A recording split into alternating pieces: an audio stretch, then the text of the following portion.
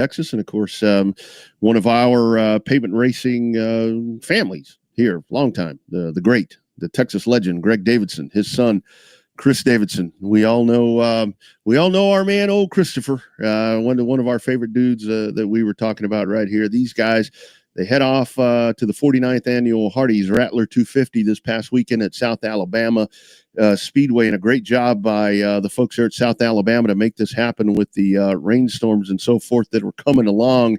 When it's all said and done, fast time winner of the 49th annual Hardee's Rattler 250, driving that Davidson number 14A. We welcome to the show, fresh off of that win, fresh off of that rattlesnake. It is our man, Michael Atwell. Champ, how you doing, buddy? Good. How you guys doing?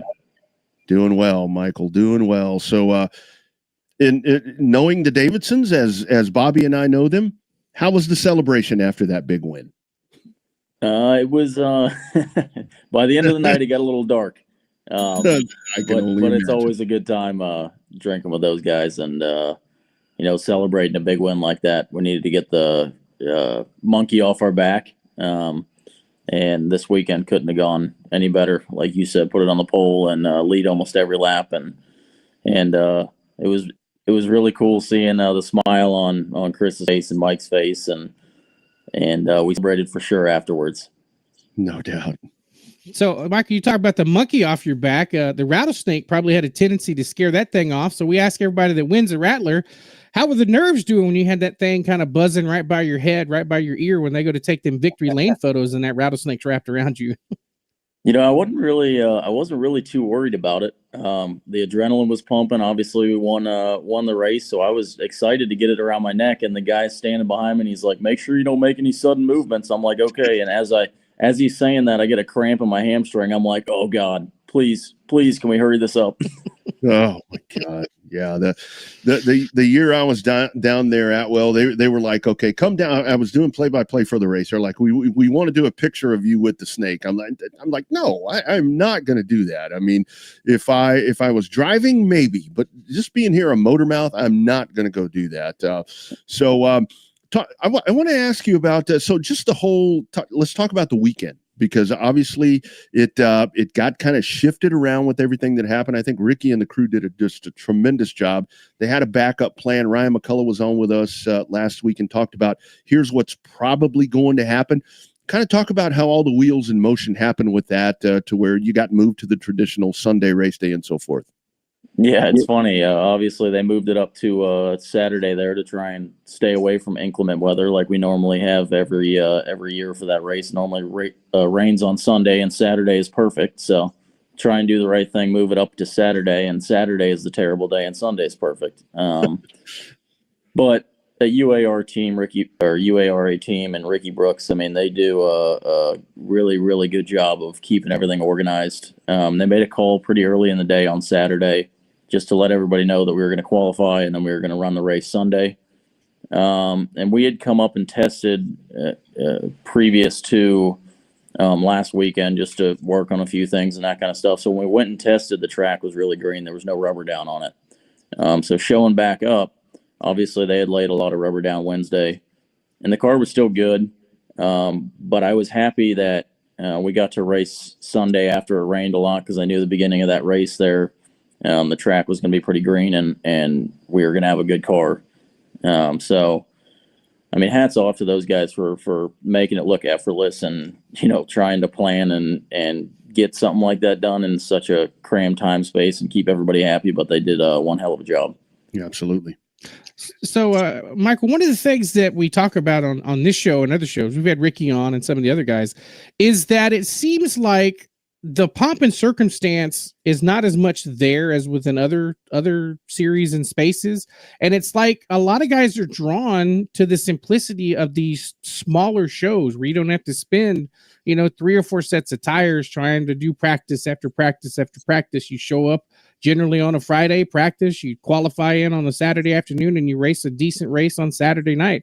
So from the competitive standpoint, from you, do you prefer the shorter, more compact weekends, or do you like having like a derby style, where you just practice, and then you get to fine tune the car? Which one do you prefer? I mean, I would much rather prefer a shorter weekend. Listen, we all got jobs, and it's tough going against these teams that all they do is race, because they can show up. Derby week, for instance, they can show up Monday, test Tuesday, Wednesday, Thursday, Friday, and people that got to work to try and pay for the tire bill when we get there makes it a little more difficult. But I just think that the way that they organize the weekends and just trying to make sure that they're taking care of everybody. It's not what can you do for us? It's what can we do for you, which is great to see from a series like that. And it really, when we go race with the UARA bunch and with the American Racer tires and everybody, it just seems like a big family there. Everybody will help you out if you need some help or anything really. Yeah, I do love that those shows. They do like a dinner and little gatherings to have all you guys together, and I think that's a really big thing. I do want to ask you, Michael, because I've talked to a lot of super late model drivers in my travels, and they're like, man, we like the half-mile tracks, and like Houston, for example, here in Texas. Bobby and I have been big proponents. We want something there. I've talked to a lot of guys, and it's like, well, we prefer the half miles and so forth, but something about that South Alabama track, man. Talk about that. That is one racy little bitch, isn't she? It is. There's no doubt about it. That place is fun. I've been there 3 or 4 times now for the Rattler, and we had a really good run going last year. Had some brake problems that took us out of the race, but it reminds me a lot of the racetracks we have in Florida. I mean, unless we're looking at Pensacola or New Smyrna, a lot of the tracks are 3/8 mile or smaller little bull rings, and you're up on the wheel the whole time. And that's how South Alabama is. I mean, you're getting after it every lap, and there's no time to relax. You got to stay mentally focused and make sure you hit your marks, especially Sunday there. Like every other Rattler during the day, track gets rubbered up, it gets super slick. I mean, if you miss your entry into one by a foot or 2 foot, the corner was out the window. Yeah. So Michael, I went and. Oh, go ahead. Sorry. I was just going to say, I went in the first place I actually tested with Chris and Garvey, and then when I was in Chris's car was at Houston, and that place is pretty damn fun to get around too. Mm-hmm. Well, you almost stole my thunder there, because I was going to ask you, you're a Florida guy. Chris is obviously a Texas guy, runs all the Southeast races and stuff like that. How'd you guys get hooked up on that deal? Yeah, it really started with Garvey. When probably 4 years ago, we got hooked up with Garvey on my car, just working together, and then we started to go to races at Pensacola, Mobile, those places, and Chris was coming too, obviously working with Garvey. So we were pitted next to each other, and then I asked Chris one day if I could come out with them to Irwindale and Kern County and that kind of stuff, just to help out, learn as much as I could, and obviously you guys know Chris, great guy, and he was he's like, yeah, if you want to come, let's go. So.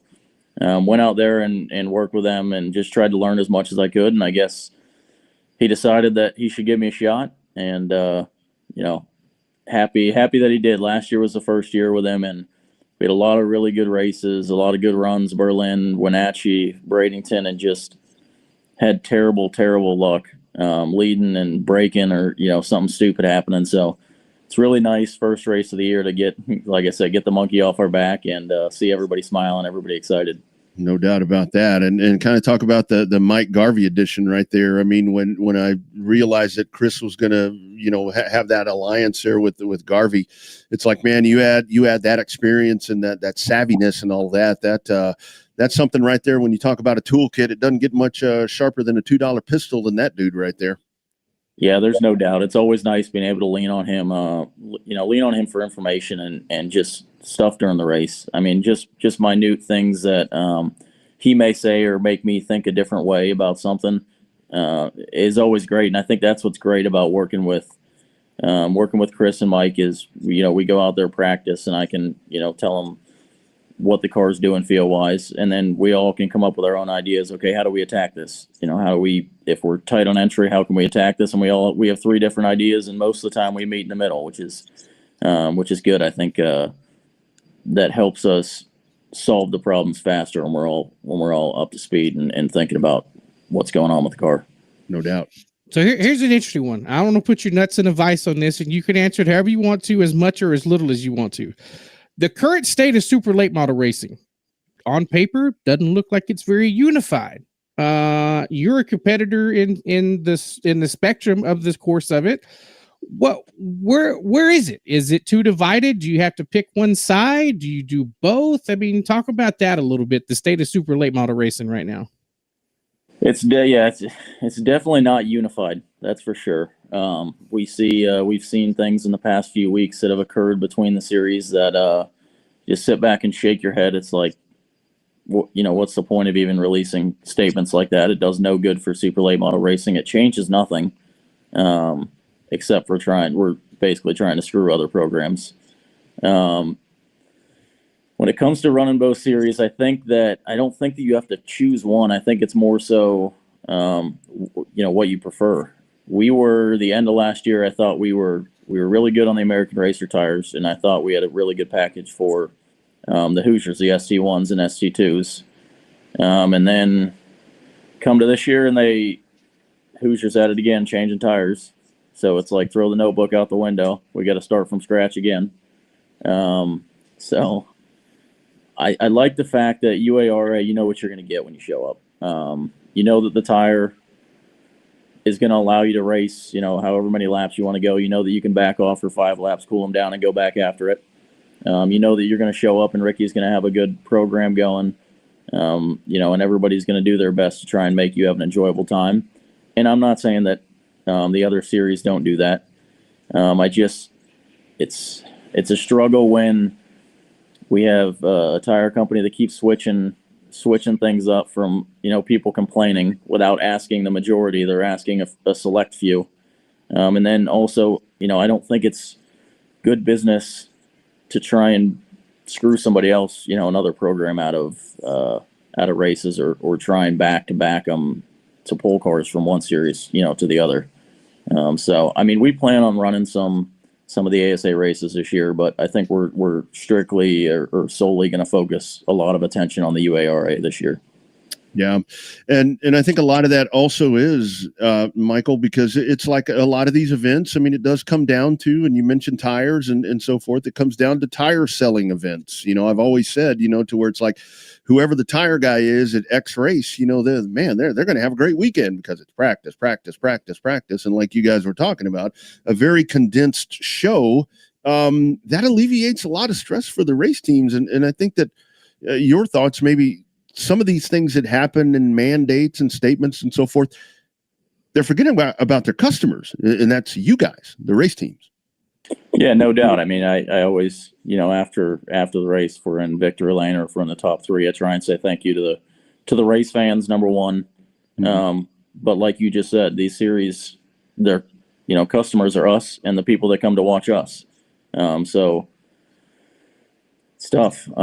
The condensed schedule, I also think not just that it's cheaper, because you can still buy 4 sets of tires and fire them on every practice if you want to, right? But I think that the condensed schedule also, helps the teams that are more fluid, can work through their progressions faster, instead of giving everybody 5 days. Yeah. Listen, a big teams, if they unload and they're terrible, are going to be able to figure it out by day 5 if you give them 5 days to test. You know what I mean? Yeah. So I think that's another advantage to the shorter weekends, cost-wise, and you got to have all your ducks in a row. You got to have everything lined up to be able to get through the weekend fluidly and make the car as good as you can. That's right. So, Michael, a couple of times you mentioned the big teams, right? And we know who they are. Everybody knows who the big teams in super late model are. Winning the Rattler is big, but is it more just a sense of self-gratification in addition to that winning feeling when you beat some of those bigger teams and Chris has got a lot of resources, but with a smaller, more homegrown team versus the bigger teams? Yeah, there's no doubt. I don't know that I get a sense of gratification from beating those big teams, because we don't show up to the racetrack thinking that we're at a disadvantage. Chris, everything that's on that car is the best, the best of the best. It's basically, if there's something that we think is better, we're going to get it, right? But it's just, it's kind of sank in today, but it's more so just nice to see everybody smiling, everybody's happy. We're showing up to the racetrack too. win races, not to prove that we're better than the bigger teams that spend more money. We're showing up to win races. So, standing on the door yesterday and giving everybody a hug after the race was really cool, and hopefully we can repeat that a lot this year. No doubt about it. I'm sure you will. Lastly, Michael, so you obviously working here with the 14 team. Still, anything that you're going to do this year with your team? Are you strictly with Davidson, or will you be? Will we see that 55? Does the 55 car race? Yeah, we ran it January at Cordell for their 10,000 win race. We won that, or not Cordell. Citrus County. We did run Cordell too, but we won the 10,000 win race at Citrus County before the Rattler. And we plan on running a lot of the Florida races at Citrus County, Auburndale. Definitely got to get to Auburndale because that's on the UARA schedule this year. So haven't been there in a couple of years. We got to build a notebook a little bit before we go into that weekend. But we definitely plan on running 10 or 12 races with my car this year. Absolutely. Good stuff, man.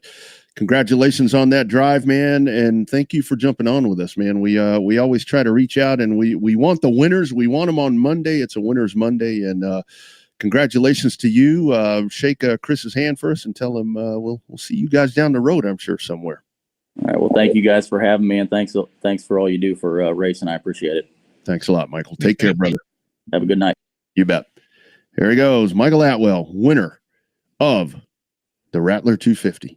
In dominating fashion, led 249 of 50. I kind of looked away at some point. I don't know what the one lap was. I didn't want to ask him about that, but near as I can tell, he led every lap of that race. He led every lap of that race. That was, that's one lick of an ass whooping, right? That you don't get. You got 249 whippings out of it, but who cares about that one? Because that ass is chapped by the time you get to 250, 249. Man, and that is so cool. That's cool for Chris. Because Chris, they've done, and I think something that Michael said right there that I think people need to really take to heart when it comes to talking about Chris Davidson is that, like he said, if there's something that car needs, they're going to get the best. They will find the best whatever that car needs to make it fast. And to watch how Chris is kind of, Donnie Wilson, similar situation. Of course, Donnie on a little bit bigger scale, where he's at this point, because he's further into the car owning stuff. And not that Chris isn't going to drive anymore. I'm sure Chris will still drive. But the thing is, Chris is kind of that transitioning part. And I think this is that next step for Chris to where it's like, okay, now they've gone out and then they've gotten one of those big ass super late model races. And I think we're about to watch that 14A car there with Atwell. It's about to make some major moves right here this season. I think so. Chris has always been a fiery guy, right? And he loves to win. He loves to run up front. He likes to kick a lot of ass when he shows up at a racetrack. You get a driver with that same mentality. They answered a lot of the questions that we would ask.